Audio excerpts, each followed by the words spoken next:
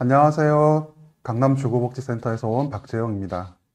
오늘은 주거복지센터 운영 입문 과정에서 주거 취약계층, 주거 상향 사업에 대해서 알아볼 거고요.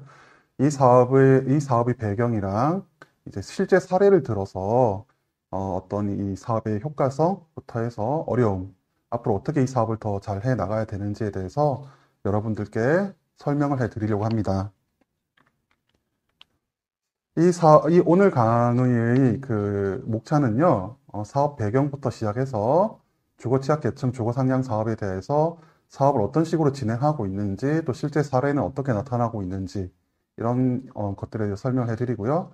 최종적으로 이 본 사업이 앞으로 어떻게 더 이제 좀 보완, 발전해 나가야 되는지에 대한 제언으로 마무리하고자 합니다. 자, 우선 이제 사업 배경에 대해서 설명을 드릴 겁니다. 이 주거 취약 계층이라는 거, 이 개념과 정의가 어떻게 되는지에 대해서 설명을 드릴 거고요. 이 코로나19라는 상황 속에서 이 주거 취약 계층이 이들의 삶이 어떻게 지금 더 악화되고 있는지에 대해서 드림으로써 이 본 사업의 배경에 대해서 좀 이해를 도모하고자 합니다. 우선 주거 취약 계층하고 가로하고 비주택 거주자라고 되어 있죠. 이 주거 취약 계층은 좀 보다 넓은 개념이고요. 그 중에서도 특히 더 열악한 비주택 거주자분들을 위한 지금 사업이 지금 전국적으로 시행이 되고 있습니다. 작년에는 2020년에는 전국에 17개 수행기관에서 이제 진행을 했고요. 올해는 2021년에는 전국 기준 30개의 수행기관이 이 본 사업을 진행하고 있습니다. 그렇다면 이 비주택 거주자는 뭐냐? 자, 우리가 주택이라고 하면 이제 일반적으로 사람들이 생활하는 이제 공간을 말하는데, 쪽방 같은 경우, 그리고 고시원, 비닐하우스, 노숙인 분들 쉬는 쉼터, 또 아니면 이제 침수 우려가 있는 반지하 같은, 우리나라에는 이제 최저 주거 기준이라는 게 있습니다. 이제 그런 최저 주거 기준을 충족하지 못하는 그런 열악한 주거 환경에서 생활하는 분들을 비주택 거주자라고 할 수 있습니다. 주택이 아닌 곳에 거주한다는 뜻이죠. 자, 밑에 사진 보시면 저희 강남센터에 직접 찍은 사진들인데, 흔히 생각하는 럭셔리한 아주 이제 고급 주택 단지가 많은 그런 강남구 속에 있는 저런 운마, 비닐하우스, 곰팡이가 많은 반지하방, 그 쪽방, 고시원. 강남구에도 이 정도면 서울 전역에 이러한 열악한 주거 환경 속에서 생활하시는 분들이 얼마나 많은지 여러분들도 짐작하실 수 있을 것 같습니다. 이러한 비주택 거주자분들은 특징이 이런 주거 빈곤 상태에서 자력으로 벗어나기가 좀 힘들다는 겁니다. 이분들이 많은 이분들을 주거 상향시키기 위해서 정부나 이제 LH, SH 공사들이 이제 전세임대나 매입임대 같은 걸 공급하고 있는데요. 주로 전세임대가 많이 공급이 되고 있습니다. 이제 여러분들도 아시겠지만, 이 전세임대는 공사 소유 주택이 아니기 때문에, 본인이 직접 집을 구해야 되는데, 이 전세라는 게 워낙 귀하고 지금, 이 민간 주택을 가진 집주인들로부터 전세임대 물건을 선정된 입주 대상자 분들이 직접 집을 구하고 LH와 계약을 추진해야 되는데, 그 과정에서 이 주택 물색과 계약 과정에서 너무 많은 어려움을 겪고 중간에 포기를 하게 됩니다. 자, 이러면서 이 주거 빈곤, 주거 취약에서 벗어나지 못하고 주거 상향을 실패 혹은 포기하는 경우가 많이 발생하고 있습니다. 자, 그런데 우리가 이제 작년 1월에, 2020년 1월에 전 세계적인 팬데믹 상황이 벌어지게 됩니다. 코로나19가 발생을 했고요. 이로 인해서 지금 주거 약자들, 주거 취약 계층분들이 더 길거리로 내몰리고 있는 상황입니다. 비주택 거주자분들은, 특히 고시원 같은 데 사시는 분들은 일용직으로 일을 하다가 이 코로나 이후에 이제 영업시간 제한이라든지 여러 가지 상황으로 인해서 지금 일자리를 잃는 경우가 많이 발생하고 있습니다. 이러한 고용 불안으로 인해서 월세를 내지 못하고 퇴거를 당하는 경우가 급증하고 있습니다. 자, 이렇게 일자리 상실로 수입이 끊기면서 집세를 내지 못하면 퇴거 통보를 받게 되고 고시원으로 밀려나고, 또 고시원에 계시던 분들은 또 길거리로 내몰리는 상황이 많이 발생하고 있습니다. 아래 표에 보시다시피 저희 센터, 이제 서울시에 이제 25개 주거복지센터가 있는데 그중에 저희 센터 한 곳에서의 상담 건수만 해도 3배 이상 증가한 것을 볼 수 있습니다. 저희 물론 강남구는 이제 일용직 노동자분들이 많이 계시고 고시원이 많기 때문에 좀 더 증가 폭이 더 크다고 할 수 있습니다. 서울시 전역으로 봤을 때도 상담 건수가 20% 이상 증가했다고 합니다. 이처럼 코로나로 인해서 주거 취약계층 분들이 오히려 지금 더 큰 퇴거 위기와 주거 불안에 시달리고 있는 상황입니다. 자, 그러면 이건 경제적인 이유만 문제인가? 코로나19 상황에서 이제 여러 가지 복지기관들, 공공기관들, 카페 같은 것도 그렇고요. 이제 밖에 나가도 우리가 마음 편하게 갈 만한 곳이 많이 사라졌습니다. 그러면 이제 집에서 많이 머물러야 되는데, 이 코로나19로 인해서 고용 불안도 심각해졌지만, 집안에 있으면 이제 일반 주택 같은 경우는 뭐 거실도 있고, 부엌도 있고, 뭐 가족들과 함께 뭐 TV를 본다든지 여러 가지 다른, 좀 버틸 수 있는 그런 기초 체력이 있습니다. 하지만 고시원이나 쪽방 같은 경우는 한 평에서 두 평, 이 정도 되는 공간에서 혼자 살아가시는 분들은 이 공간이 주는 압박, 그런 협소한 공간 때문에 발생하는 심리적 문제가 만만치 않게 많이 발생하고 있습니다. 뿐만 아니라 고시원, 쪽방 등의 밀집 생활을 하기 때문에 이 코로나19에 대해서 더 취약하고 이 불안감도 무척 커지고 있습니다. 이에 더해서 앞서 말씀드린 고용 불안으로 인한 퇴거 위기 발생 등 이런 여러 가지 이유로 인해서 코로나19 상황에서 우리 이제 주거 취약계층 분들이 삶이 많이 더 힘들어지고 있습니다. 이런 와중에 이 진행되고 있는 주거 취약계층 주거 상향 지원 사업은 매우 시적절하고 아주 효과적인 사업으로 앞으로도 좀 확대가 돼야 되고 확대될 것으로 믿고 있습니다. 이제 주거 취약계층 주거 상향 사업으로 이제 본론으로 들어가도록 하겠습니다. 자, 주거 취약계층 주거 상향 사업은 어떻게 지금 구성되어 있냐면요. 이제 이 사업에 대한 개요를 설명드릴 거예요. 이 개요 속에서 이 사업이 실제로 어떻게 진행되고 있는지도 설명을 드릴 거고요. 그 다음에 사례를 통해서 이 사업이 어떤 효과, 어떤 성공 사례가 있는지를 구체적으로 이해시켜 드릴 겁니다. 그리고 또한 또 사례를 통해서 이 사업에서 발생하고 있는 어려움들이 무엇인지 말씀을 드리고 이를 통해서 앞으로 이 사업이 어떻게 더 발전해 나가야 되는지를 같이 모색해 보도록 하겠습니다. 자, 본격적으로 이 사업에 대해서 설명을 해 드리도록 하겠습니다. 자, 이 사업에 대해서 들어보신 분들도 있을지 모르겠는데 이 주거 취약계층 주거 상향 지원 사업이라는 것은 최저 주거 기준 이하 그런 환경에서 생활하는 분들이 주거 사다리를 타고 주거 상향을 이룰 수 있도록 지원하는 사업입니다. 특히 주거 취약 계층 중에서도 유독 열악한 상황인 비주택 거주자들은 이 자력으로 주거 환경을 개선하기가 무척 힘이 듭니다. 대부분 일용직으로 뭐 50만 원, 100만 원 이렇게 벌어서 고시원에 뭐 몇십만 원 내고 나면 본인들이 일반적인 생활비 하기에도 빠듯한 돈밖에 벌지 못하거나 아니면 뭐 식비까지 없는 그런 분들까지 많이 이제 발생을 하고 있는데 이런 상황에서 본인이 직접 LH 전세임대, SH 등 이런 전세임대 계약을 가능한 물건을 찾고 이사를 하고 이사비를 마련하고 또 이런 이제 고시원 같은 데 사시면 이제 본인이 가지고 있는 전자제품이라든지 가구 이런 물품이 없습니다. 근데 이런 물품도 또 사야 되고 이렇게 이제 이사를 하려면 주거 상향을 하려고 하면 상당한 비용을 그때 본인이 마련을 해야 되는데 이분들에게 있어서는 뭐 몇백만 원 이런 돈이 다른 일반 가구에 비해서 무척 크게 다가옵니다. 그렇기 때문에 이분들이 자력으로 주거 상향을 잘 하기가 힘든 상황이다. 자, 이렇기 때문에 더 많은 지원을 해서 이분들이 주택이 아닌 곳에서 더 이상 살게 하지 말자라는 공감에서 이 사업이 시작이 되었습니다. 자, 해당 사업은 이제 해당 사업의 대상인 비주택 거주자의 경우는 주로 전세 임대를 많이 입주를 하시고요. 이제 소수가 매입 임대나 영구 임대 등으로 이제 입주를 하게 되는데 가장 높은 비율로 입주하는 유형은 전세 임대 주택입니다. 그런데 이 전세 임대를 계약을 맺는 과정에서 너무너무 어렵고 힘들고 좌절을 겪고 입주를 포기하는 경우가 무척 많이 발생하고 있습니다. 저희가 상담을 통해서 여러 얘기를 듣고 있는데요. 이 주택 물색 도중에서 겪는 그런 어려움, 무시, 멸시, 이런 것들을 너무 많이 겪고 정서적으로 너무 힘들어 하시는 분들을 많이 보고 있습니다. 이뿐 아니라 여러 가지, 아까 말씀드린 정착 지원에 대한 물품, 그러니까 생활용품 마련에 대한 어려움, 또 이사비 마련, 또 아니면 연체로, 현재 월세가 연체되어 있기 때문에 또 그런 문제 때문에 집을 옮기기 힘든 경우, 또 여러 가지 이유로 이제 주거 상향을 하는데 어려움을 겪고 중도 포기자가 아주 많이 발생하고 있습니다.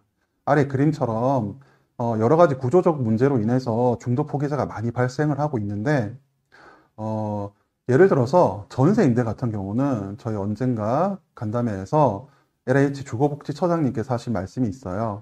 제가 질문을 했습니다. 전세 임대 선정은 참 많이 해주시는데 이 중에 도대체 몇 명이 입주를 하고 계십니까?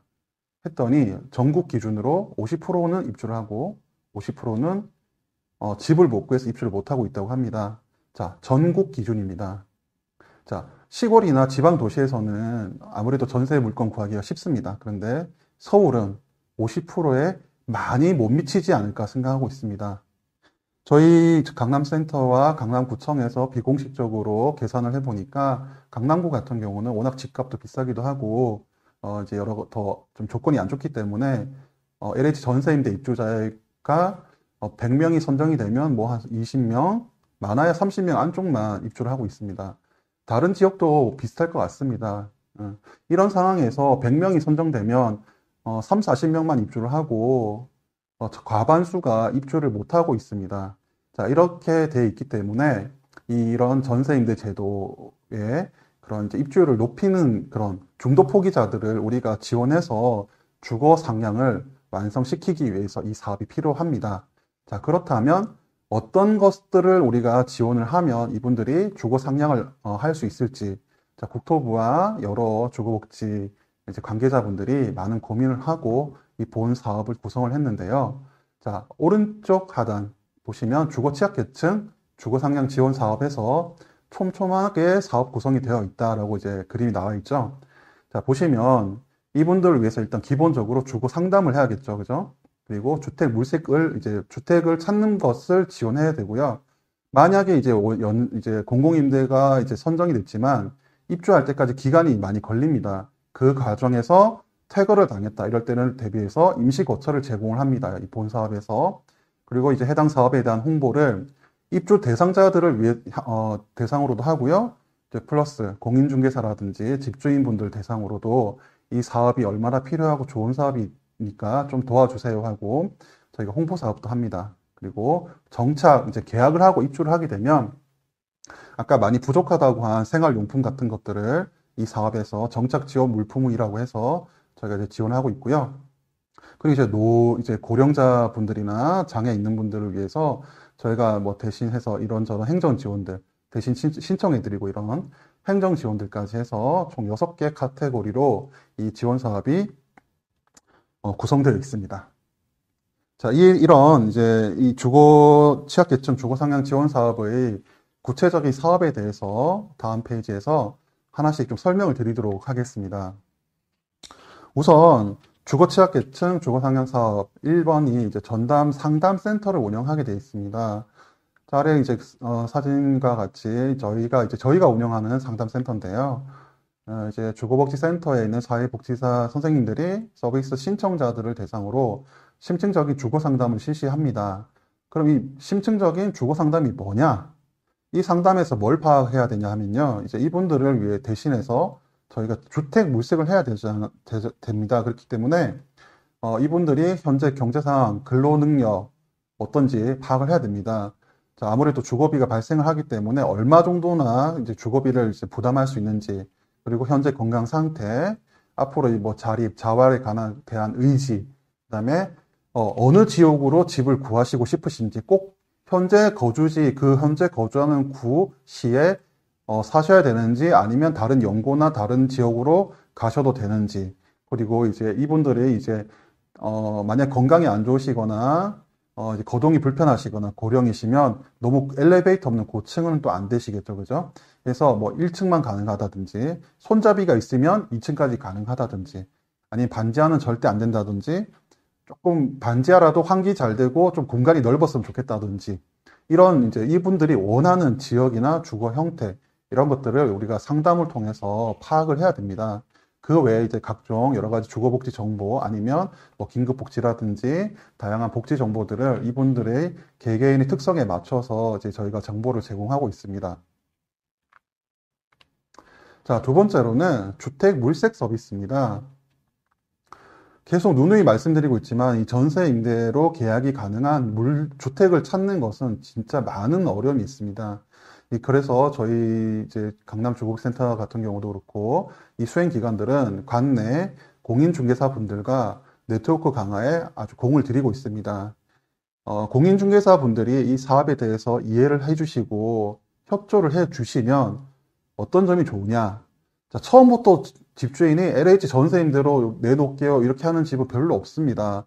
정말 나빠서 집이 너무 안 좋아서 일반적인 전세로는 주택이 잘 안 나가는 그런 반지하나 나쁜 집들만 나오는 경우가 많습니다. 하지만 이제 공인중개사분들이 적극성을 가지고 지원을 해주시면 집주인들을 설득을 해주세요. 일반적인 민간 전세로 나온 주택을 집주인과 우리 조국센터 입주할 대상자분들 사이에서 이 공인중개사분들이 역할을 해주시면 집주인분들을 설득해서 LH 전세임대로 계약을 해도 특별한 집주인에게 대한 손해가 없다는 걸 좀 설명을 드리고 중간에서 역할을 잘 해주신다면 이 LH 전세임대 물건을 더 확보하기가 용이해집니다. 따라서 공인중개사 분들과 네트워크 강화를 하는 사업을 열심히 하고 있고요. 그 외에도 우리가 이제 여기 사진에 보시다시피 청년 이제 장애인 분도 있고 이제 고령자 분도 계신데 이제 장애가 있으신 분들이나 고령자 분들을 위해서 저희 이제 업무용 차량으로 밀착 동행해서 주택을 대신 물색해드리고 거동에 이제 많이 힘드신 분들은 저희가 먼저 가서 동영상이나 영상통화 등으로 주택을 먼저 보여드리고 그분이 마음에 드신다 하면 그때 다시 또 모시고 가서 또 보고 그 다음에 계약을 진행하고 있습니다.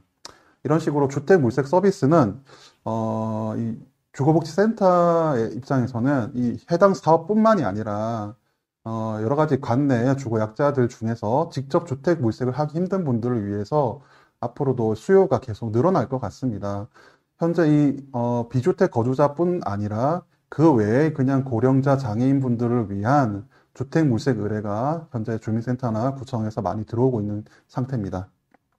따라서 평소에 관내 공인중개사 분들과 이제 관계를 좀 잘 좀 맺어두는 게 아주 중요할 것 같습니다. 자, 그리고 세 번째, 임시거처예요. 저희 같은 경우는 이제 강남 긴급지원주택이라고 해서 지금 현재 총 6개 집을 운영하고 있습니다. 공공임대 선정이 된 비주택 거주자인데 만약 당장 갈 데가 없다. 퇴거를 당했다. 어디 노숙인 쉼터에 있는데 이제 곧 나와야 된다. 길거리에 노숙을 하고 있다. 이런 경우가 많이 있습니다. 고시원에 살고 있는데 너무 월세가 많이 들고 계속 연체돼서 자꾸 나가라고 한다. 자, 근데 전세임대가 지금 신청이 돼서 선정이 됐고 집을 찾고 있는 중이다. 자, 이런 경우에 3개월, 저희 같은 경우 3개월, 이제 수행 기간마다 조금 차이는 있습니다. 저희는 3개월 플러스 연장 1회 해서 3개월, 총 6개월까지 저희는 이제 임시거처를 제공하고 있는데요. 이런 임시거처를 이제 뭐 LH 공가를 활용하든지, 이제 각 공사의 매입 임대주택들을 이제 협의를 통해서 확보를 해서 저희가 이제 운영을 하고 있는데, 이 임시거처는 가전이나 가구 등 살림살이가 없는 비주택 거주자분들이 들어가는 경우가 많아서 최대한 옵션을 많이 갖추고 있도록 노력을 하고 있고요. 임시거처는 이 퇴거 당해서 당장 어디를 갈 데가 없는 분들을 위해서 아주 큰 역할을 하고 있습니다. 자, 그 다음에 아까 홍보에 대해서 좀 말씀드릴 건데요. 아까 뭐 공인중개사분들과 관계를 많이 잘 가져야 된다라고 이미 설명을 드렸는데, 자, 공인중개사분들을 대상으로 여러 가지 홍보 사업을 하고요. 플러스 이제 뭐 쪽방이나 고시원 거주하는 분들을 위해서 저희가 이 본 사업을 홍보를 많이 하고 있습니다. 그런데 이 고시원 사장님들, 업주 입장에서는 저희가 가서 LH 전세임대 입주시켜라 하면 본인들 손님을 저희가 뺏어가는 그런 이제 형태가 될 수도 있습니다. 그래서 좀 조심스럽게 접근을 해야 되고요. 이제 고시원 원장님들께 찾아가서 솔직히 말씀을 드려요. 저희 같은 경우는 이제 가서 이런 사업이 있습니다. 다만 잘 계시는 분들을 우리가 빼가려는 게 아닙니다. 고시원에 계시지만 진짜 어려운 분들, 뭐 월세도 잘 못 내시고 힘든 분들, 아니면 더 이상 고시원에 계시면 좀 안 되겠다 싶은 분들 있으면, 또 아니면 본인이 스스로 이제 전세임대나 이런 거 이제 선정됐다고 가야겠다고 하시는 분이 있으면 이제 저희 센터를 소개해 달라고 부탁을 드리고 있습니다. 자, 대부분 이제 원장님들도 이렇게 잘 설명을 드리면 다 잘 이해해 주시고요. 또 저희는 이제 코로나라는 이제 상황을 이제 활용해서 저희가 센터 직원분들이 직접 그 초미립자 이제 분무기를 구입해서 이제 코로나19 방역을 하면서 고시원을 돌아다니면서 방역을 계속 하고 있습니다. 방역을 하고 해드리고 홍보 물품을 나눠드리고 이제 안내를 해드리고 자, 이런 식으로 이제 저희가 홍보 사업을 하고 있습니다. 자, 그리고 정착 지원 서비스 해서 저희가 뭐 입주 청소, 그 다음에 뭐 이렇게 이제 물품 지원 등등 여러 가지 하고 있는데요. 자, 사진 보시면 첫 번째 사진은 저기 저도 보이는데 고시원에 계시다가 퇴거 당하신 분이 계셨어요. 그래서 임시거처로 짐을 저희가 옮겨드리는 모습입니다. 저희 조끼 입고 있는 분들이 저희 이제 센터 직원분들인데 저 이제 입주자분을 위해서 임시거처로 짐을 옮겨드리는 모습이고요. 저 오른쪽에 있는 사진들은 저희가 정착 지원 물품으로 뭐 사드린 뭐 침대라든지 이제 식료품 이런 모습들입니다. 그래서 정착 지원 서비스라는 거를 지원하는 이제 저희가 해드리고 있는데 생필품 같은 거 구입해드리는 거, 또 이제 중복 임대료라는 게 있어요. 중복 임대료 개념이 조금 이해가 조금 어려울 수 있는데 뭐냐면 자, 고시원이 선불제입니다. 예, 그리고 월세가 있는 그런 이제 전세임대 갔을 때 보증부 월세가 있는 경우가 많이 있습니다. 요즘에는.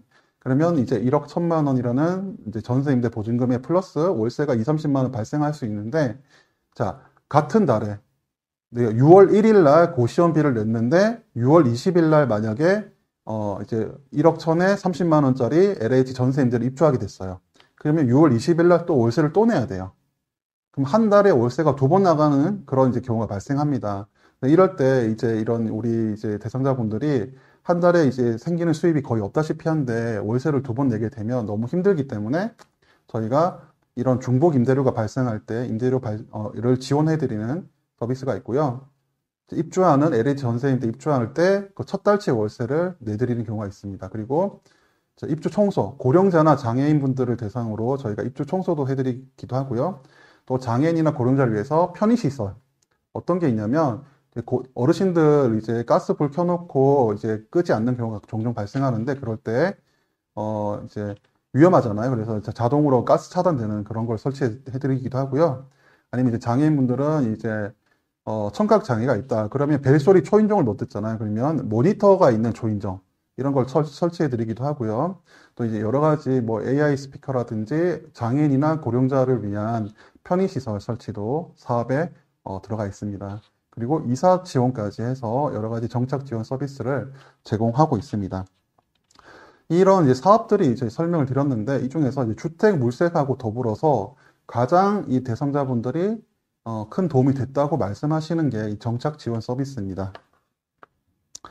자, 이렇게 해서 주거 취약 계층 주거 상향 사업에 대해서 이제 어떻게 사업이 이제 시작됐고 어떤 이제 개요가 어떻게 되고 또 서비스 내용들이 어떻게 되는지를 이제 좀 설명을 해드렸고요.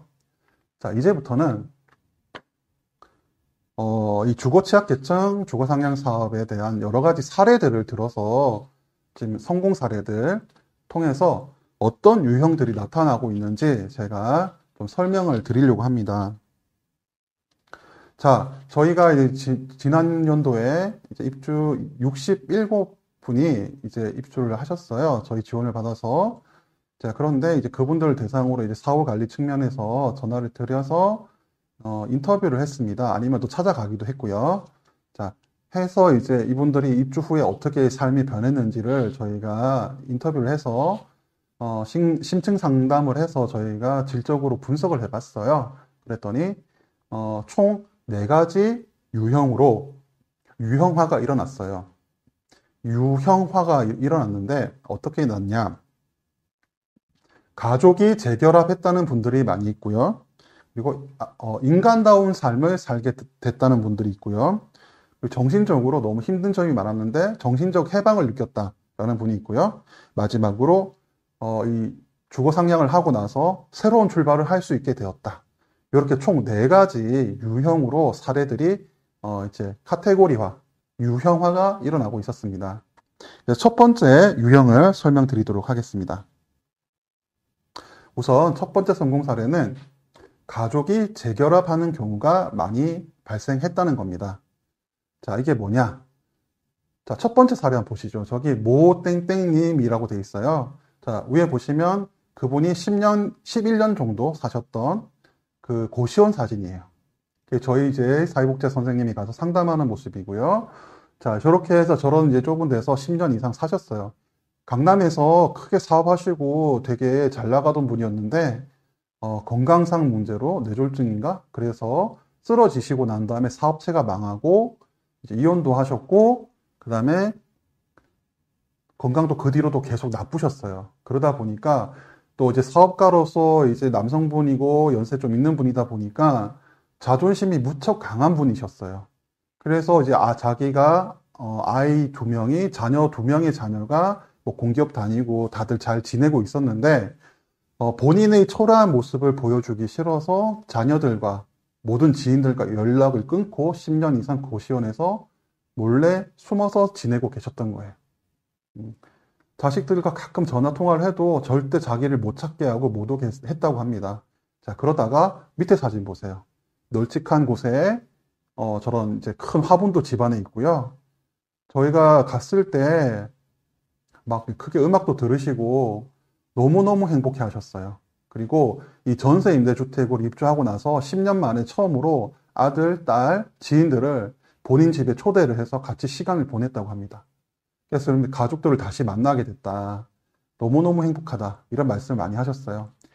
또한 이런 가족이 이제 다시 결합하는 사례는 무척 많이 있었어요. 그 중에 또 다른 한 케이스만 더 설명을 드리겠습니다. 유땡땡님이라고 73세 남성분이신데요. 이분은 이제 저희 이제 홍보 동영상에 출연까지 해주셨었어요. 이분도 20년 전에 사업 실패하고 부채가 너무 많은 상태에서 택시 기사로 생활을 하셨어요.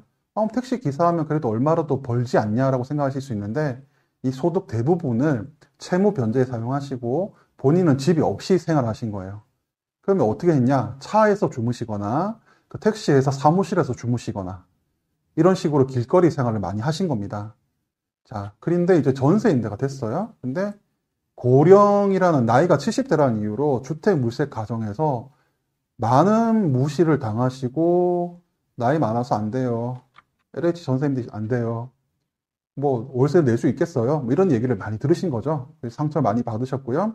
이래서 저희 우리 주민센터랑 주거복지센터가 협력해서 이분을 위해서 저희가 임시거처, 임대보증금 또 지원, 뭐 밀착주택물세 여러 가지 서비스를 제공했습니다. 이를 통해서 광진구에 투룸 전세인들을 이제 구해서 입주를 하셨는데 입주 후에 떨어져 지내던 딸내에 얹혀 살게 돼 있던 아내분과 합치게 됐고요. 이제 매 주말마다 이제 손자, 손녀, 자녀, 자식들이 매 주말마다 본인의 집으로 오게 됐다는 거죠. 20년 만에 정상적인 삶을 찾고 가족을 되찾았다고 말씀하셨어요. 너무너무 행복해 하시고 계셨습니다. 자, 이것처럼 안정적인 집, 주거 환경은 이 가족들을 지키는 울타리라고 할 수 있습니다. 그래서 이렇게 이 본 사업을 통해서 가족이 재결합하는 사례들이 많이 있는데 그 중에 2가지를 좀 안내를 해드렸고요. 그럼 이제 2번째 유형, 인간다운 삶, 기본권을 누리며 살아가는 삶이라고 돼 있죠. 자, 이게 무슨 말이냐? 자, 고시원은 조금 낫지만 고시원도 뭐 마찬가지지만 뭐 쪽방 이런 데 사신다 생각해 보세요. 화장실이 없어요. 겨울에 자다가 화장실을 가려면 다시 옷을 다 챙겨 입고 추운데 나가서 외부에 있는 옥외 화장실을 사용해야 됩니다. 자, 그러면 밤에 잘 때 물을 저녁에 5시, 6시 넘어 물을 안 드신대요. 자, 그리고 고시원에 사는 것도 마찬가지예요. 마음 편하게 뭐 전화 한 통 할 수 없고, 씻는 것도 차례차례 순서대로 씻어야 되고, 먹는 것도 변변치 않고, 잠도 편하게 깊이 못 자고, 햇빛도 잘 못 보고, 그죠? 그런 인간다운 삶을 많이 포기하고 살게 되는, 기본권을, 인권을 포기하고 살게 되는, 경우가 많습니다. 이런 이제 비주택에서 살게 된다면. 그런데 이 주땡땡님 같은 경우는 고시원에서 12년이나 사셨어요.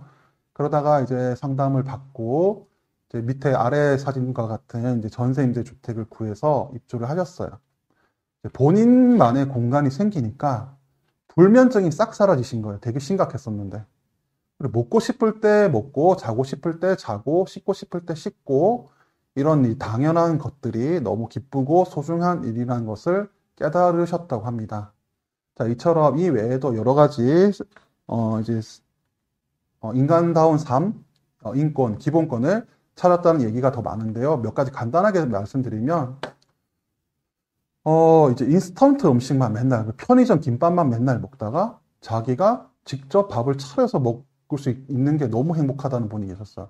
이분이 60이 넘은 남자분이에요. 이사 가셨는데, 이사 간 집 근처에 반찬 가게도 자기 단골 반찬 가게가 생겼다면서 행복하게 웃으시는데 그 모습을 제가 잊을 수가 없어요. 그처럼 이렇게 인간에게 중요한 게 의식 주잖아요. 그죠? 주가 해결됐고, 뭐 옷이야 요즘에 워낙 풍요로운 이제 세상이기 때문에 옷은 어떻게 해결되는데 식도 문제인 분들이 많았어요, 사실. 돈이 없어서 굶는 분도 있고 그냥 간단하게 인스턴트로 몇십 년, 20년 동안 때우고 사시는 분도 계셨던 거죠. 근데 이분이 동네 반찬 가게에서 반찬을 사오고 갓 지은 따뜻한 밥에다가 이렇게 밥을 먹는 게 너무 행복하다고. 진짜 이제 사람처럼 사는 것 같다고. 이런 얘기를 하셨고요. 또 다른 분은 클래식 음악을 너무 좋아하는 분이셨어요. 클래식 음악을 너무 좋아하는 분인데, 그냥 클래식 음악 좋아한다 말로가 아니라, 이건 대학 노트에다가, 클래식 음악가들에 대한 공부도 하시고요. 음악에 대해서 공부를 막 하시고, 진심으로 클래식 음악을 좋아하시고 즐기는 분이었는데, 고시원에서 사시다 보니까, 십수년간 고시원에 살다 보니까, 스피커로 편하게 음악을 한 번도 못 들어보신 거예요. 그러다가 이분이 자기 집이 생기니까 제가 이분을 방문했는데 문 앞에 딱 서는 순간 어디선가 들어본 듯한 아주 듣기 좋은 클래식 음악이 은은하게 들리고 있었어요. 제가 갔을 때. 딱 들어가서 다니까 이분이 음악 감상을 하고 계셨던 거죠. 자기가 스피커로 음악을 들을 수 있는 날이 죽기 전에 올 거라고는 생각을 못 하셨대요. 근데 이런 자기 취미 생활도 할 수 있게 된 거죠. 그죠? 아까 말씀드린 쪽방에 거주하면서 물을 제한적으로 마셨던 분도 자유롭게 물을 마시고 편하게 화장실을 갈 수 있는 것만 해도 자기가 뭔가 사람처럼 못 산다고 맨날 이제 자괴감을 가지고 있었는데, 이제는 진짜, 보통 사람처럼 살 수 있게 됐다고, 인간다운 삶을 살 수 있게 됐다고 좋아하시는 분들이. 이런 게 반복적으로 나타나고 있습니다. 그래서 유형화라는 거예요. 유형이 나타나고 있어요, 이렇게. 자, 그러면 이제 세 번째 유형은 어떻게 나타나고 있는지 좀 설명을 드릴게요. 자, 정신적 해방이라고 되어 있어요. 제가 사업 배경부터 설명을 드렸는데, 인간에게 이런 공간적 압박도 심리에 많은 영향을 미치게 됩니다. 협소한 관에 오랫동안 누워있는다 생각해 보세요. 관과 비슷한 그런 관짝에 누워있는 것 같다라고 표현하신 분이 많았어요. 좁은 고시원 아니면 되게 좁은 쪽방.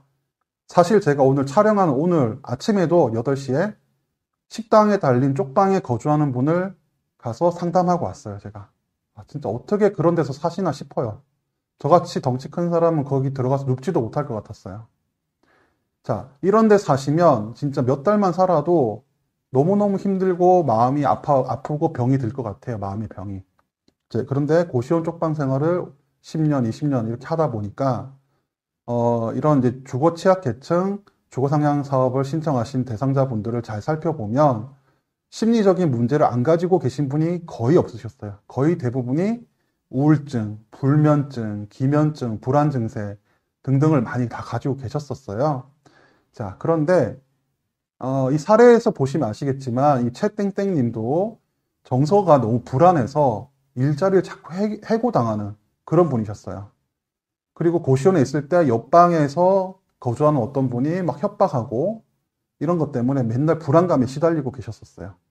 그리고 이분은 또 내성적인 성격인데 여러 사람들하고 이제 부대끼며 사는 것 자체도 힘들고. 자, 그랬는데 이분이 주거 상향을 했어요. 그리고 이제 오른쪽 아래에 있는 저런 이제 좋은 집으로 이사를 가고 나니까 자기가 가졌던 마음의 병이 싹 언제 그랬냐는 듯이 사라졌다고 너무 좋아하세요.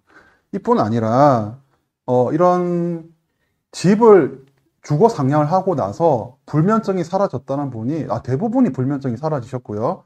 자, 왜냐하면 아침에 일어나면 넓은 창으로 큰 창으로 햇빛을 볼 수 있고 충분히 활동을 할 수 있으니까 밤 되면 피곤하시고 잠이 잘 오게 되는 거예요. 근데 이제 고시원이 좁은 데 있을 때는 하루 종일 가만 누워 있으니까 밤에 잠이 안 오시는 거예요.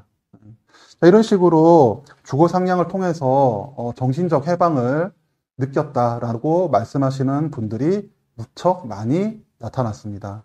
자, 이렇게 해서 세 번째 유형, 성공 유형. 자, 마지막으로 네 번째. 새로운 출발을 할 수 있게 되었다. 라고 말씀하시는 분들도 많이 나타나고 있습니다. 김땡땡님 해가지고 있는데요. 이분은 교통사고를 좀 크게 당하셔가지고 여러 가지 상처도 있으시고 또 오래 고시원 생활하면서 뭐 결핵, 공황장애, 우울증 등으로 약도 드시고 있었고요.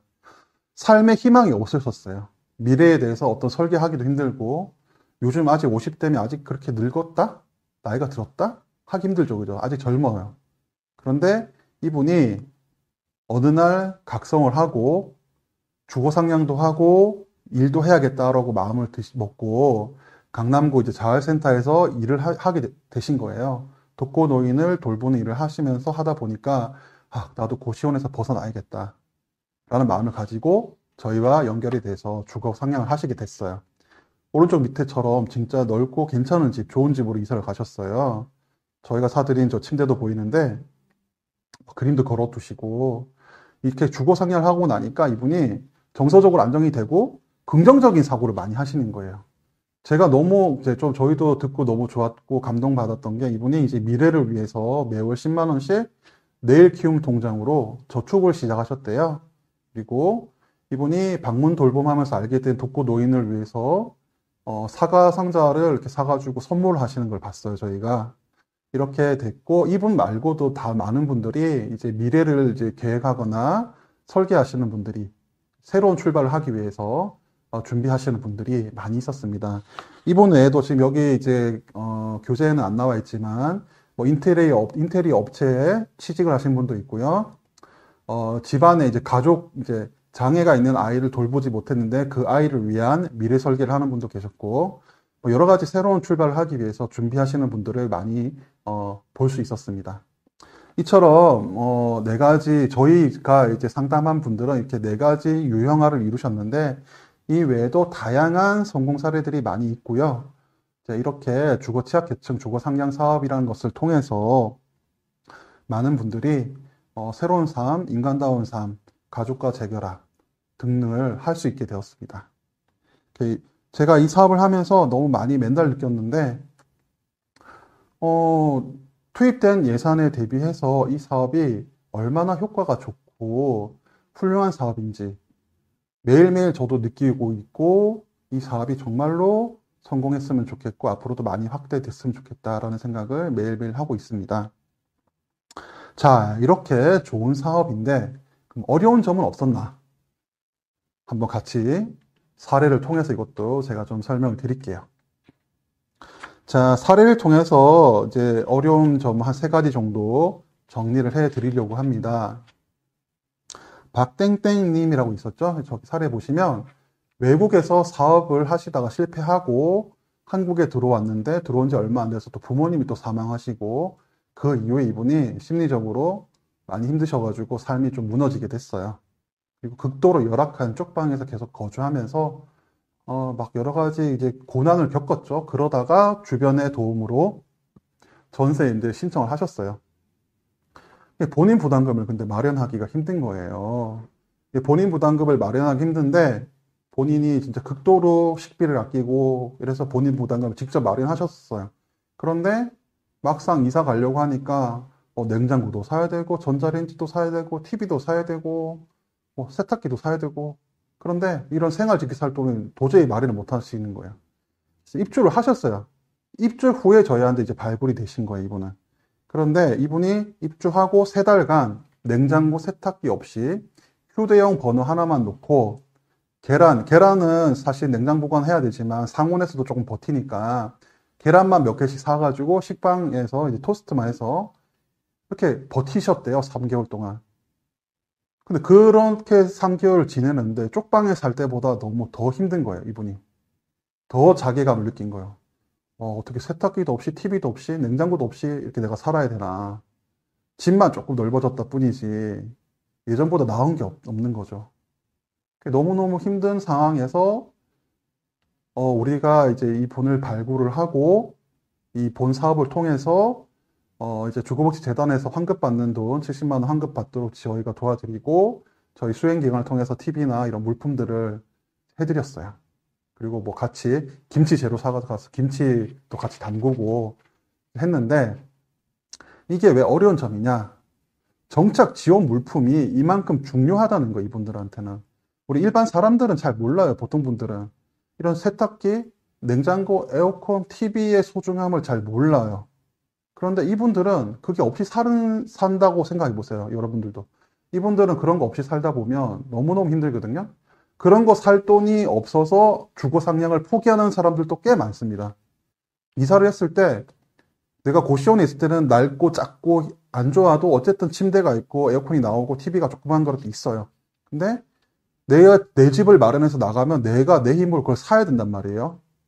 근데 내가 뭐 몇십만 원도 구하기가 힘든데 어떻게 몇백만 원씩 들여서 그런 물품을 사겠어요, 그죠? 그럼 그냥 말래. 나 그냥 여기 살래. 이렇게 주거 상향을 자발적으로 포기하는 아주 큰 난간이에요, 여기 정착 지원 물품이. 그래서 저희가 작년에 사업을 해보니까 이 정착 지원 물품을 풍부하게 충분히 지원을 해드리면 너무너무 만족도가 높아지고 이 물품이 단순히 물품이 아니라 이분들이 새 출발하는 그런 큰 동기, 큰 선물이 되는 거예요. 그래서 이분들이 이걸 받고 너무 감동받고 나는 평생 남한테 정부한테 도움 받아 본 적이 없는데 우리나라가 저런 사회복지사들이 나를 이렇게까지 도와줘?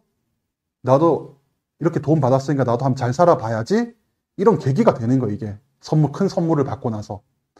그런데 이게 정착 지원 물품이라는 건 다 이제 현금, 이제 예산이 들어가잖아요, 그죠? 작년에는 이제 사업 첫 해였고, 수행 기간 숫자가 올해보다 많이 작다 보니까 수행 기간별 예산이 좀 충분한 편이었어요. 그러다 보니까 넉넉하게 지원을 가능했습니다. 그런데, 자, 올해는 하다 보니까 작년에 사업을 했는데 너무 필요한 사업이고 너무 좋은 사업인 거예요. 그래서 수행 기간이 2배 가까이 늘었어요. 전국 17개 수행 기간에서 지금 30개로 이제 수행 기간이 늘다 보니까 예산은 또 그대로예요. 국비 10억, 지방비 10억, 합해서 20억이에요. 20억인데 작년에는 17개 기관에서 했는데 올해는 1억 이상 기간당 평균 이제 예산을 가지고 사업을 했지만 올해는 30개 기관이 20억을 나눠 가지게 되는 거죠. 그러다 보니까 저희 센터도 예산이 많이 줄었고요. 사업 기간은 작년에는 거의 6개월 정도만 했는데 올해는 1년 내내 해야 되고요. 또 사업 수행 목표도 더 늘었어요. 그러다 보니까 1인당 정착 지원 물품을 작년에는 약 50만 원 정도까지 해서 뭐 TV도 살 수 있었고 남는 돈으로 식료품도 사고 아니면 뭐 이불도 사고 조그만 소형 가전도 하나 추가로 사고 이렇게 그래도 입주자분들한테 실질적인 도움이 될 만한 수준으로 저희가 정착 지원 물품을 제공할 수 있었는데 올해는 예산이 너무 줄어서 1인당 한 15만 원 정도 수준에서 지원을 하고 있는데 하다 보니까 그냥 청소기 이런 거 하나 사면 끝이에요. 그러니까 너무 이게 실효성이 떨어진다. 현재로서는. 그래서 뭐 국토부나 여러 이제 관계 기관에서 노력을 하고 있고 이 예산 확보에 대해서 내년에는 좀 좋아지리라고 믿고 있는데 충분한 예산이 좀 확보돼서 이분들을 위해서 이왕 지원할 것 같으면 제일 효과가 큰 게 이 정착 지원 물품이기 때문에 앞으로는 조금 예산이 좀 더 이제 좀 확보가 추가적으로 더 됐으면 좋겠다라는 얘기를 드리고 싶고요. 추가적인 예산 확보가 이루어져서 이 비주택 거주자들에게 실질적인 도움이 될 수 있기를 이제 희망하고 있습니다. 자, 두 번째로 계속해서 말씀드렸는데 주택 물색이 정말 어렵습니다. 안 해보신 분들은 이해를 못 하실 거예요. 밑에 명함들이 저희가 직접 다 받아온 명함들의 아주 극히 일부예요. 사진에 보이는 게. 지난 6개월 동안 저희가 그 공인중개사분들 230군데랑 접촉을 했고요. 그 중에서 한 4, 50군데와는 우호적인 관계를 맺고 이제 LH 전세임대 물건 정보도 좀 받고 그러고는 있어요. 근데 이 주택 물색을 이런 대상자분들이 직접 하시게 되면 물론 본인 집이니까 본인도 해야 됩니다. 본인이 직접 하셔야 되는데 하다 보면 너무 힘들어요. 너 수급자인데 월세 낼 수 있어? 이런 의심을 받고요. 그렇게 나이가 많은데 언제 죽을지 모르는데 내가 우리 집에 어떻게 드려? 이런 분도 있고요. LH? 그럼 내 LH 공사인데 거기에다가 공공기관에 내 정보, 임대차 정보 다 알려줘야 돼? 너 싫어. 이런 분도 있고. LH로 할 거야? 그럼 넌 돈 좀 더 내. 이런 집주인도 있고요. 뭐 여러 가지 많습니다. 자, 사례 보시면 공인중개사 차 타고 집 보러 가는 중간에 전세 임대로 구한다라고 얘기했더니 화를 내면서 공인중개사가 길거리에 사람을 내려버린 거예요. 예, 다리가 불편한 분이었어요. 월세 제대로 낼 수 있냐? 이런 무시도 많이 당하고 이분은 너무 상처를 많이 받아서 선정 안내문을 저기 그냥 버렸다고 돼 있는데 찢어서 버렸다고 하셨어요. 그 이후에 다시 재신청하시고 이제 주거 상향을 하시긴 하셨는데 이 주택 물색이 정말 어렵다는 거죠. 두 번째 홍땡땡님 보이시죠? 저희가 주택 물색을 30회 이상 했어요. 나이가 너무 많으시니까 집주인들이 안 받으려고 하시는 거예요. 예. 그리고 나이가 많으시니까 여러 가지 제한이 있어요. 1층만 된다. 그죠? 또 이분이 여기 이제 강남구에 오래 사시다 보니까 다른 동네 멀리는 못 가신다. 그러면 비싼 동네 강남구에 집을 구하셔야 돼요. 또 소득이 없으니까 월세는 못 낸다. 그러면 전세로 구해야 돼요. 뭐 여러 가지 그런 게 있고요. 간신히 하나 구했는데 또 집주인이 변심해서 계약 파기가 되고 이분과 저는 매일매일 전화하면서 한 5개월 동안 30번 이상 집을 구해드렸는데 간신히 구해서 입주하셨어요. 자, 그리고 뭐 채땡땡님이라고 있는데 이분도 집주인이 변심하고 권리 분석 넣었는데 실패하고 LH를 할 거면 월세 20만 원 더 내라고 해서 또 실패하고 유난히 어려우셨어요. 자, 어렵게 집 구해서 다시 가족들하고 이분도 또 같이 지낼 수 있게 됐지만 집을 구하는 과정은 다시는 겪고 싶지 않을 만큼 힘겨워하셨어요. 이처럼 주택 물색은 너무너무 이제 힘이 드는데 그러면 우리 이제 사회복지사들, 이 수행기관의 이제 상담사 선생님들 이제 이 직접 주택 물색을 많이 도와주셔야 된단 말이에요. 저희 센터 같은 경우는 이제 자원봉사자, 주택 물색 도우미 아니면 저희 또 전담 인력들이 하루 종일 부동산들 전화 돌리고 이렇게 설득을 하고 홍보를 했어요. 그런데 이제 주택 물색을 위해서는 시간도 진짜 많이 걸리고요. 너무 인력이 너무 많이 투입돼야 돼요. 생각보다. 그리고 이 LH 전세임대 같은 이런 전세임대 물건은요. 한번 나오면 공인중개사에서 전세임대 나왔다 하고 올리면 바로 그날 몇 시간 만에 나가요. 진짜로. 있다고 해서 전화 받고 전화하면 누가 보고 와서 바로 계약금 걸고 갔다 그래요. 그 사이에. 그 정도로 좀 신속하게 정보 제공이 대상자한테 돼야 되고 대상자는 정보를 받자마자 즉시 가서 집을 보는 이렇게 시스템이 구축이 돼 있어야 됩니다. 그렇다면 이제 주택 물세만 전담으로 하는 좀 인력들이 좀 더 있어야 된다는 거죠. 다행히 이제 서울시 같은 경우는 뉴딜 매니저 선생님들을 이제 추가로 보내주셔가지고 그분들이 이제 주택 물색을 전담으로 좀 해주고 계신데 그것도 부족해요 지금. 어쨌든 이제 주택 물색에 대해서는 우리가 조금 더 전담 인력과 시스템적으로 많은 고민을 해야 된다라고 생각을 하고 있습니다. 자, 세 번째 어려움을 좀 보여드릴게요. 입주 후에 정착 과정에서 좀 문제가 있어요, 사실. 자, 모든 분들이 우리 이제 지원하는 우리 사회복지사 선생님들하고 마음이 다 똑같지는 않단 말이에요. 이분들이 우리가 좋은 이제 진짜 사명감을 가지고 이런 서비스를 제공하고 지원을 했는데 막상 입주하고 나서 이분들이 자이든 타이든 여러 가지 이유로 자립에 실패하는 경우가 많이 발생을 합니다. 특히 이제 정서적으로, 정신적으로 조금 이제 건강상 문제가 있는 분들, 이런 분들 같은 경우는 이제 저희랑 상담할 때는 뭐 자활도 다닐 거고요, 일도 할 거고요, 그래서 월세 잘 낼 거예요, 라고 얘기를 하세요. 근데 막상 입주하고 나면 이 핑계 저 핑계를 대면서 하기로 했던 공공근로 안 하시고, 저기 보시면 사례 보시면 양땡땡님이라고 있는데 임시거처를 거쳐서 어디 이제 강남과 관내로 입주를 하셨어요. 그런데 이제 주거비가 본인이 이제 강남에 좀 계셔야 되는 상황이어가지고 강남 자활센터에서 일을 하시게 됐다고 하셔서 이런 이제 LH 그 월 임대료, 그 다음에 월세, 공과금 해서 한 주거비로 한 5, 60만 원 정도 발생하게 됐습니다. 이분이 주거급여만 받는 수급자셨어요. 그래서 좀 부족하잖아요. 그래서 근데 자상히로 이제 그 자활센터에서 교육을 받고 일을 하기로 돼 있었는데 이분이 교육에 4번 탈락하신 거예요. 그냥 안 나가신 거예요, 그냥.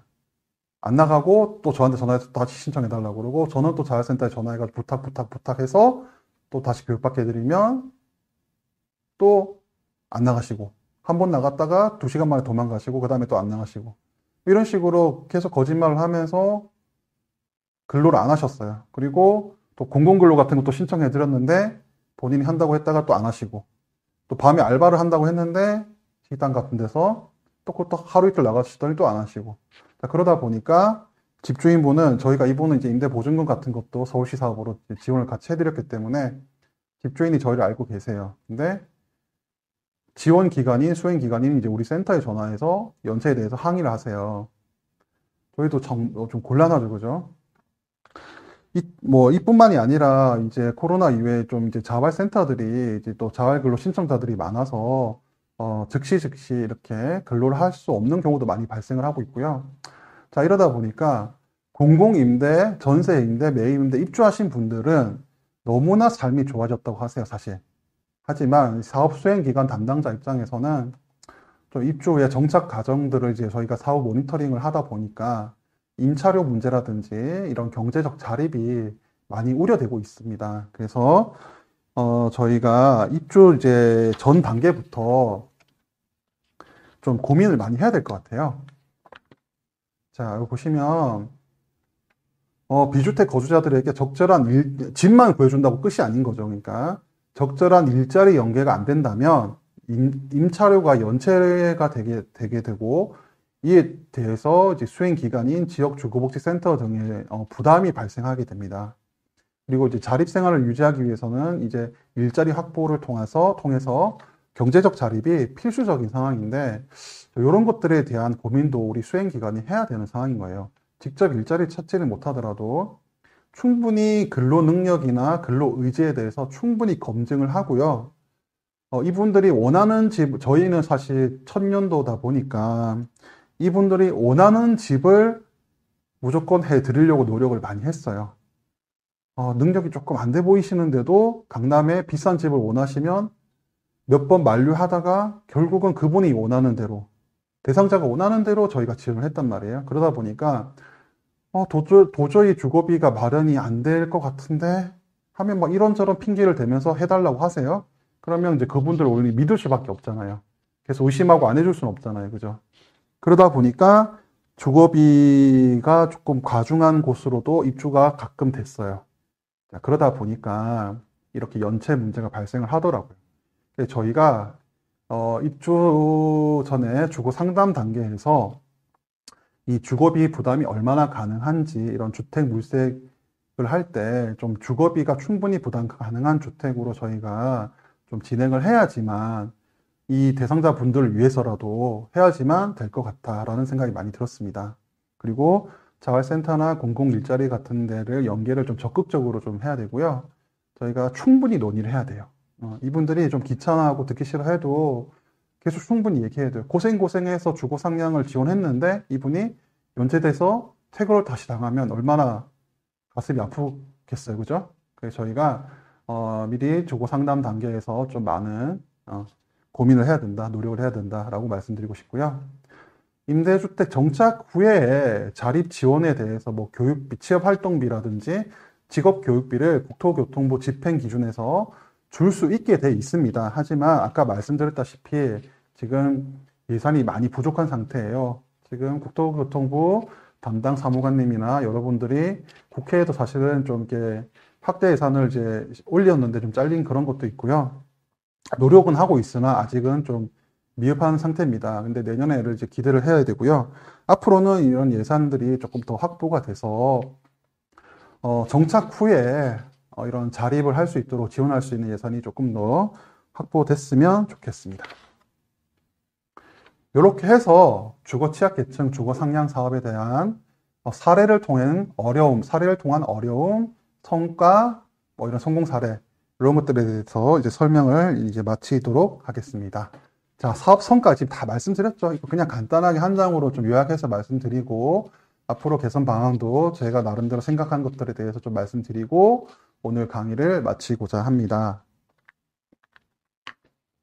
자, 사업 성과. 아까 4가지 유형화가 일어났다고 했죠. 그래서 가족이 재결합할 수 있었고, 인간으로서 기본적인 권리를 확보할 수 있었고, 새로운 출발을 시작할 수 있었고, 정신적 문제, 심리적 문제로부터 좀 해방할 수 있었고, 이렇게 4가지 유형화로 나타났는데요.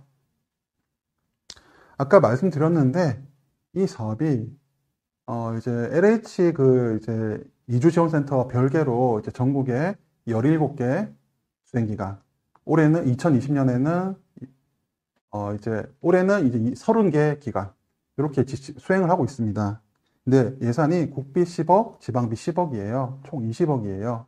자, 20억이라는 돈이 많다면 많은 돈이지만 1000명 이상의 사람들의 인생을 바꿔놓았다는 점에서 보면 그렇게 큰 전국 단위 사업으로서 1000명 이상의 이런 주거 약자들을 주거 상향시키고 했다는 점에서 투입된 예산에 비해서 매우 효과가 크다라고 생각을 합니다.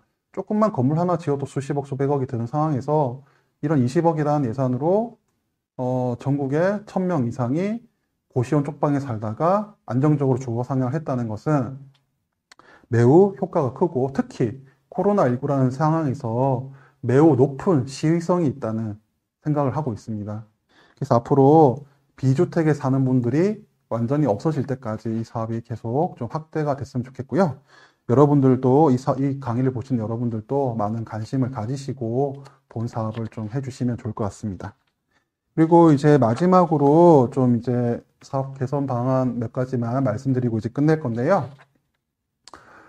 계속 말씀드렸는데 이 원활한 비주택 주거 상향을 위해서는 이제 예산의 추가적인 확보가 필요한데 이거를 교육으로서 강의를 듣는 여러분들에게는 뭐 꼭 필요한 내용은 아니지만 이걸 좀 인지를 하고 계시면 여러 현장에서 만나는 여러 그런 이제 뭐 공무원분들이나 여러 가지 이제 정책에 관여할 수 있는 분들을 만났을 때 좀 어필을 해주시면 좋을 것 같아요. 네, 이 사업이 얼마나 좋은 사업이고 효과가 좋고 시의성이 적절한데 예산이 좀 부족하다 얘기를 좀 할 수 있으면 좋을 것 같고요. 두 번째로 이 사업이 전국적으로 확산이 좀 필요합니다. 저희가 이제 대상자분들 중에서 한 10 몇 프로 정도가 타 지역으로 이주를 원하셨어요. 서울이 아니라. 그런데 타 지역에 이런 주거 취약계층 주거 상향 사업을 하는 수행 기관이 없는 지역들이 많이 있었어요. 그럴 때 뭐 물론 LH 이주지원센터, 119 이주지원센터가 있어서 그리로 연계하면 된다라고 말은 하지만 그 이주지원센터도 모든 곳에 다 있는 게 아니거든요. 그렇다 보니까 이제 이런 다른 지역에 자기가 어느 지역에 사느냐, 어느 지역으로 이주하느냐에 따라서 이 사업의 혜택을 보는 분도 있고 못 보는 분도 있고 그런 상황이에요. 그래서 서울시도 마찬가지죠. 작년에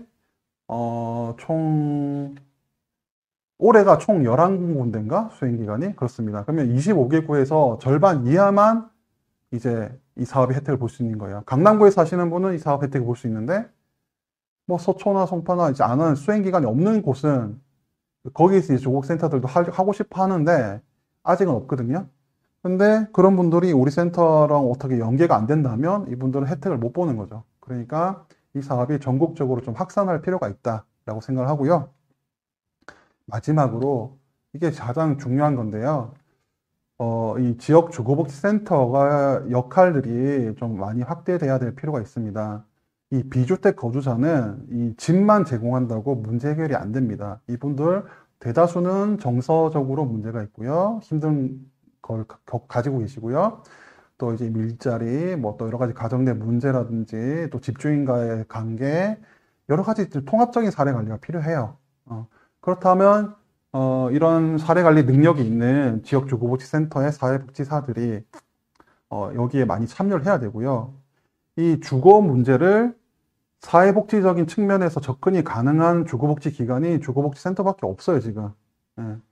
이런 상황에서 이런 자원 연계에도 강점이 있고 사례 관리도 가능하고 주거 문제도 잘 아는 그런 사회복지사들이 일하고 있는 지역주거복지센터가 좀 역할이 좀 앞으로도 많이 확대돼야 된다라고 생각을 합니다. 지방에 이제 올해 많이 생기고 있는데요. 주거복지센터가 없는 경우가 아직도 많습니다.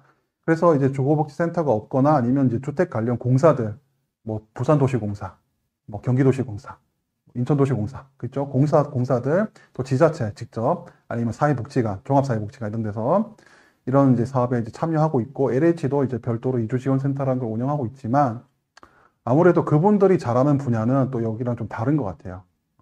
그러다 보니까, 이런 지역주거복지센터가 좀 앞으로도 많이 좀 역할을 해야 되고요. 앞으로 이런 유사한 사업들이 주거 플러스 사회복지인 이런 사업들이 앞으로도 추진이 이제 계속 돼야 될 것 같은데, 그럴 경우에 지역주거복지센터가 역할이 매우 중요할 것이다 라고 생각을 합니다. 자, 이렇게 해서 오늘 주거취약계층 주거상향 사업의 실제라는 강의를 마치도록 하겠습니다. 그동안 이제 경청해 주셔서 감사하고요. 강남주거복지센터 박재영 센터장이었습니다. 감사합니다.